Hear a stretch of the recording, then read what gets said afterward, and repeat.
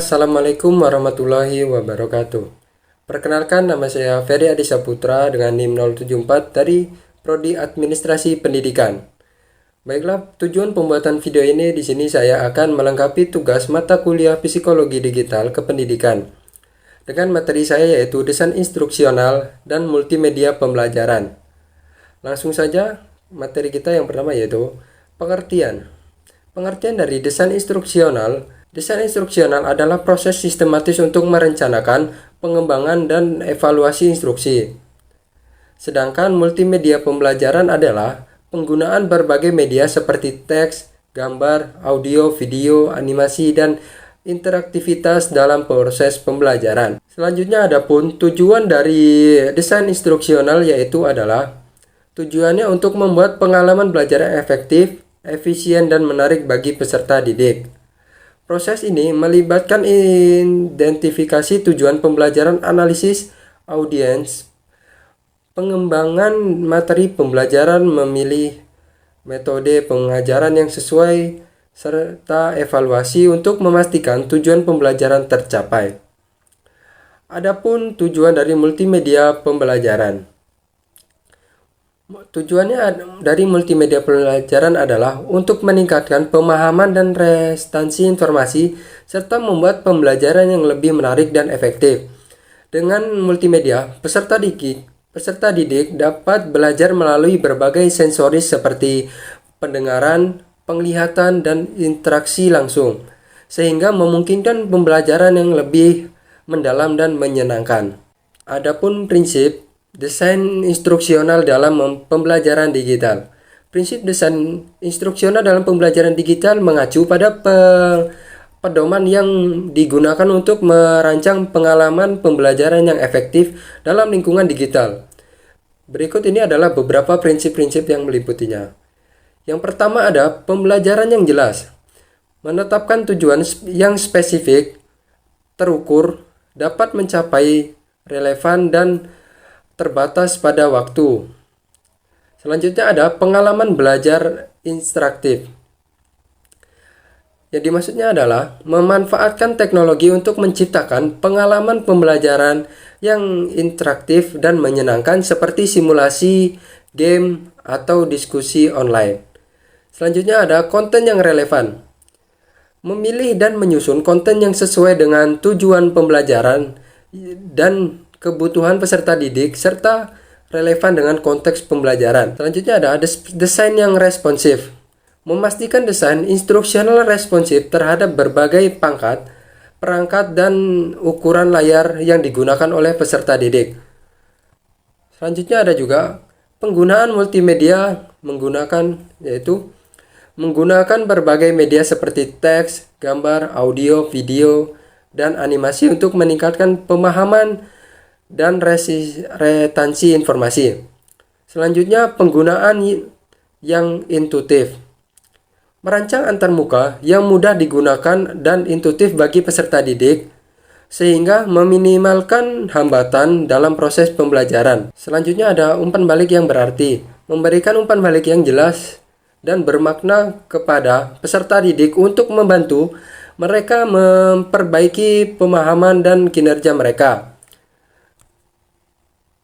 Yang terakhir ada evaluasi yang berkelanjutan. Melakukan evaluasi secara berkala yang memastikan bahwa tujuan pembelajaran tercapai dan mengevaluasi efektivitas desain instruksional. Nah, dengan menerapkan prinsip-prinsip ini, desain instruksional dalam pembelajaran digital dapat menjadi lebih efektif dan memenuhi kebutuhan peserta didik secara lebih baik. Selanjutnya, penggunaan multimedia dalam pembelajaran dapat meningkatkan pemahaman. Penggunaan multimedia dalam pembelajaran dapat meningkatkan pemahaman melalui beberapa cara. Yang pertama yaitu pengalaman belajar yang lebih menarik. Multimedia dapat membuat pembelajaran lebih menarik dan menarik perhatian peserta didik sehingga membantu mereka lebih fokus dan terlibat dalam proses pembelajaran. Yang kedua ada penggunaan berbagai sensori.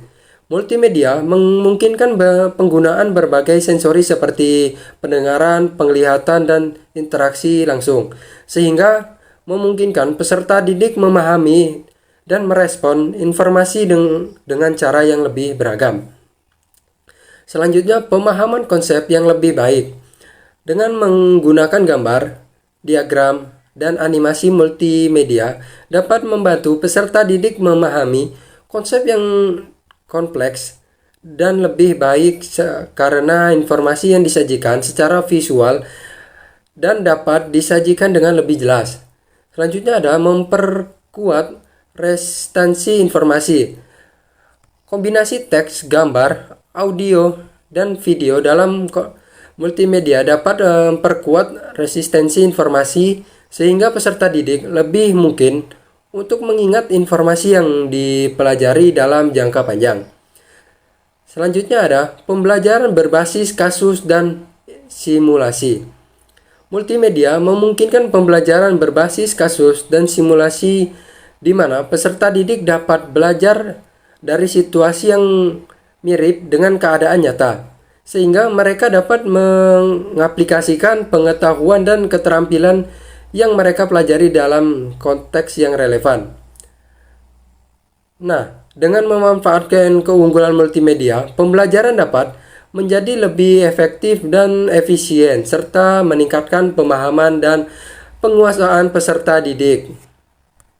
Selanjutnya ada manajemen pembelajaran digital.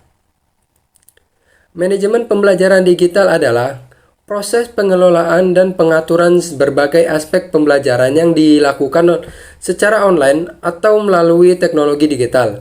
Tujuannya adalah untuk mengatur, mengordinasikan, dan mengoptimalkan pengalaman belajar secara virtual. Nah, beberapa aspek yang tercakup dalam manajemen pembelajaran digital meliputi yaitu yang pertama, perencanaan pembelajaran, yaitu merencanakan kurikulum, tujuan pembelajaran, serta strategi pengajaran yang akan digunakan dalam pembelajaran online. Selanjutnya ada desain pembelajaran, yaitu merancang materi pengembangan pembelajaran yang sesuai dengan kebutuhan peserta didik dan menggunakan berbagai media dan teknologi untuk meningkatkan efektivitas pembelajaran.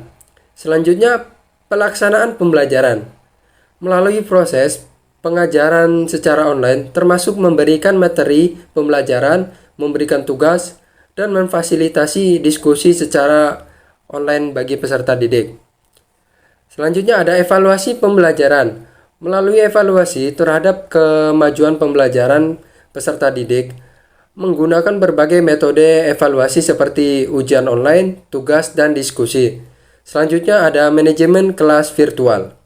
Mengelola interaksi antar pengantar dan peserta didik dalam lingkungan pembelajaran online, termasuk memantau partisipasi peserta didik dan memberi bimbingan individu jika diperlukan.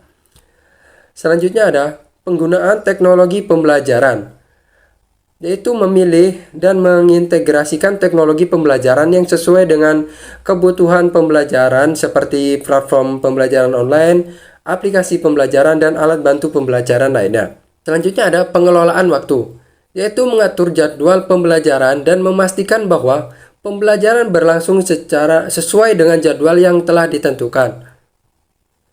Nah, melalui manajemen pembelajaran digital yang baik, proses pembelajaran online dapat menjadi lebih efektif, efisien, dan memenuhi kebutuhan peserta didik dengan lebih baik.